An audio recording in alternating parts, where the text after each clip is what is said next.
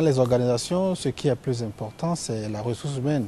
Donc c'est important pour le chef d'entreprise, disons, d'accorder une attention particulière à ces hommes et femmes qui, disons, maintiennent l'organisation en place.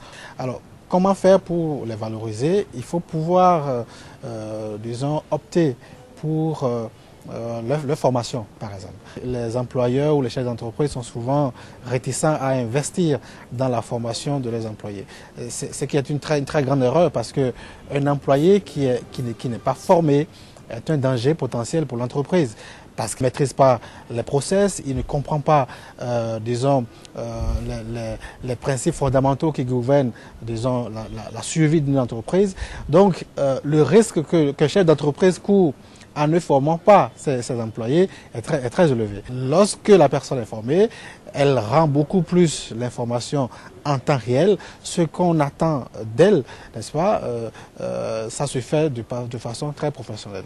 Donc, si, disons, à un moment donné, une entreprise se trouve être en difficulté, je pense que le mieux à faire, c'est de commencer d'abord par interroger, disons, la RH. Comment est-ce que cette RH est motivée? Est-ce que ses droits sont respectés? Est-ce que les mécanismes de protection sociale sont mis en branle pour, disons, permettre à ces employés de se sentir bien dans la tête? Vous savez, il y a des normes internationales qui gouvernent le travail.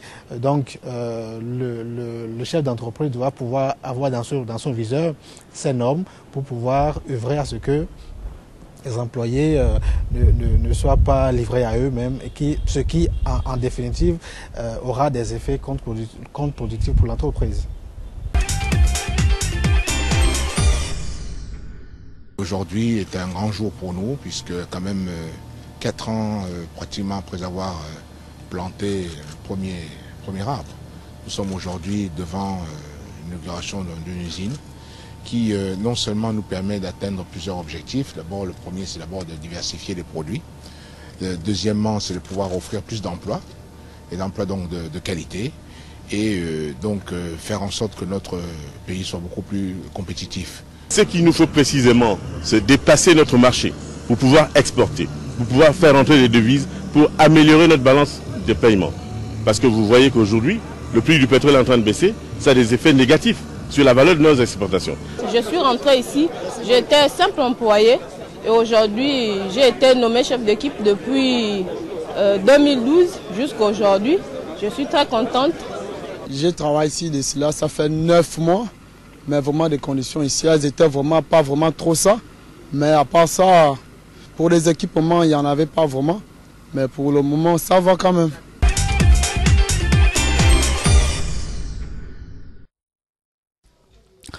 La Sotrabus est la première unité de montage de bus autobus au Cameroun. Elle est située sur la place portière de Douala. Cette société camerounaise de transformation de bus est une initiative d'un transporteur de nationalité camerounaise.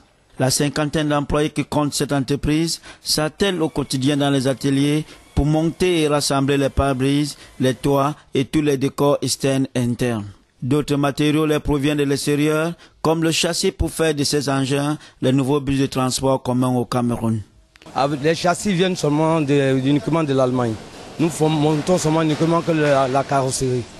Voilà, donc tout est basé par rapport au tôle métal noir et puis les tubes en acier, galva, etc. Et puis pour pouvoir faire le montage en carrosserie. En quelques mois, l'entreprise compte 2 bus de 70 places montées et 16 assemblés au Cameroun. Les châssis, nous avons déjà transformé 16. Donc pratiquement les 70 places, nous en avons 8. L'on retient également que la Sotrabus produira les bus de 70 places, tout comme ceux de 45 et 50 places. Donc nous montons les 45, les 70, les 50 places pour le moment. Toutefois, l'entreprise n'a pas la tâche facile. La qualité de fer homologuée pour le montage, c'est fait rare au Cameroun. D'après le promoteur, ses employés ont été formés et recyclés en Côte d'Ivoire et en Chine. Toute chose qui rassure sur la finition et la qualité des engins issus de cette usine. Seulement, le coût des marchandises reste à déterminer. Pour bon nombre de Camerounais, cette entreprise suscite de l'intérêt, d'où il importe qu'elle reçoive l'agrément et l'homologation de son activité, ont indiqué les autorités camerounaises.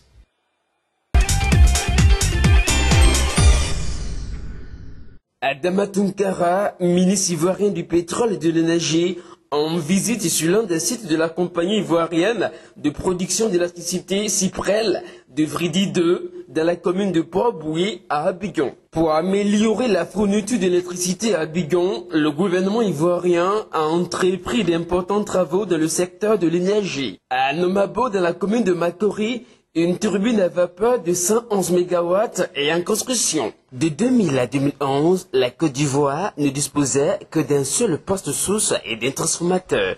Aujourd'hui, elle possède 9 sources et 5 transformateurs. Au port de la Riviera, nous avons présentement un transformateur de 70 MVA que nous remplaçons par un transformateur de 100 MVA et nous posons un nouveau transformateur de 100 MVA, ce qui fait passer la capacité de 70 à 200 MVA, soit une augmentation de 130 MVA. Et ça pour soulager tout l'ensemble des transformateurs existants à Abidjan. Avec l'achèvement en fin 2015 de la majorité de ces projets engagés par le gouvernement du Côte d'Ivoire, une amélioration significative de la qualité de l'électricité sera ressentie à Abidjan et à l'intérieur du pays. L'excellence Alassane Ouattara a demandé à ce que l'approvisionnement en énergie de la Côte d'Ivoire soit amélioré, que ce soit une énergie abondante et de qualité.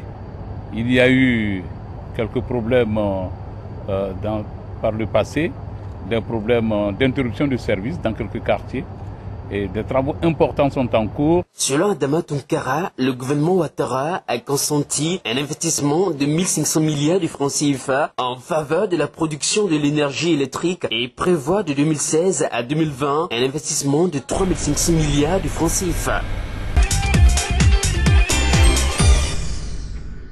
La commune de Komassi à Abidjan a trouvé les fonds pour achever les travaux de son hôtel communal. Il faut dire que le principal problème auquel sont confrontées nos communes et nos villes, c'est le financement. L'État apporte ce qu'il peut faire. Nous-mêmes, par nos ressources propres, nous essayons de réaliser nos programmes, mais cela ne suffit pas. À côté de cela, on peut utiliser la coopération décentralisée, mais vous savez que les communes ivoiriennes dans ce domaine-là ne sont pas bien loties. Et il a fallu chercher un autre moyen de financement et nous avons trouvé que le partenariat public-privé pouvait nous servir, pouvait servir nos intérêts. Primé meilleur maire de l'Afrique de l'Ouest le 25 mars 2006 à l'hôtel du 2 février à Lomé au Togo, Ndoye Raymond Yabi veut un hôtel communal digne de sa cité. Nous avons cherché des financements dans le cadre de la construction de notre hôtel communal et c'est auprès de la société Walabo qui a accepté de nous ouvrir ses portes. Financé à hauteur de 900 millions sur fonds propres de la mairie, la commune de Komassi vient de bénéficier d'un financement de 600 millions dans le cadre d'un partenariat. C'est vraiment un partenariat public-privé, mais public par des collectivités territoriales. Donc c'est vraiment une première, je pense qu'il faut encourager et que là où les sociétés privées sont, doivent aider ou le public ou les collectivités décentralisées. L'inauguration de cet édifice est prévue d'ici la fin de l'année 2015 pour une commune dont la population est estimée aujourd'hui à 600 000 habitants. Selon le gouvernement congolais, les plus grands pollueurs ont besoin des pays qui polluent le moins pour participer aux efforts de lutte contre le réchauffement climatique. Considérant que les pays pollueurs sont les pays les plus industrialisés et que les usines implantées dans ces états pollueurs rejettent en masse les gaz à effet de serre à l'origine du réchauffement climatique, la République démocratique du Congo leur demande désormais de verser 21 milliards de dollars pour financer des programmes de préservation de la forêt congolaise, considérée comme l'une des plus grandes d'Afrique. Cette forêt, à en croire le gouvernement congolais, joue un rôle important dans la lutte contre le réchauffement climatique, d'où la nécessité pour les pays pollueurs de mettre la main à la poche afin d'obtenir l'adhésion des populations locales aux efforts contre la déforestation. Un véritable appel à l'application du principe pollueur-payeur. Cette proposition pourrait être soumise par les autorités congolaises lors de la conférence sur le climat qui va se tenir à Paris du 30 novembre au 11 décembre prochain. Une conférence qui suscite un engouement planétaire et d'où pourraient sortir de grandes décisions.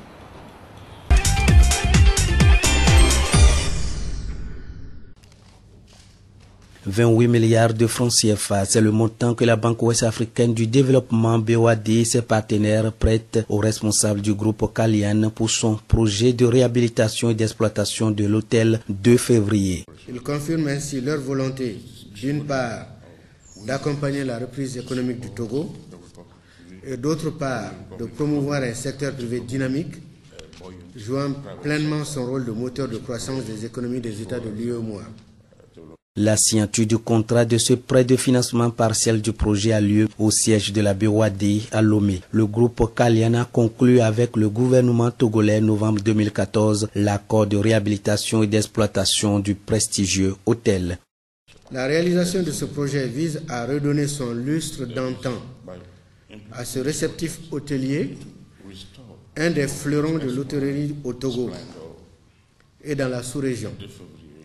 La réouverture de l'hôtel du 2 février renforcera le parc hôtelier du Togo en réponse à une demande croissante de prestations hôtelières de haut standing, consécutivement à la reprise économique observée dans le pays. Selon le vice-président de la BOAD, cet appui à ce projet répond à la stratégie de l'institution de promouvoir les partenariats publics-privés qui visent le développement des infrastructures dans l'Union économique monétaire ouest-africaine UEMOA.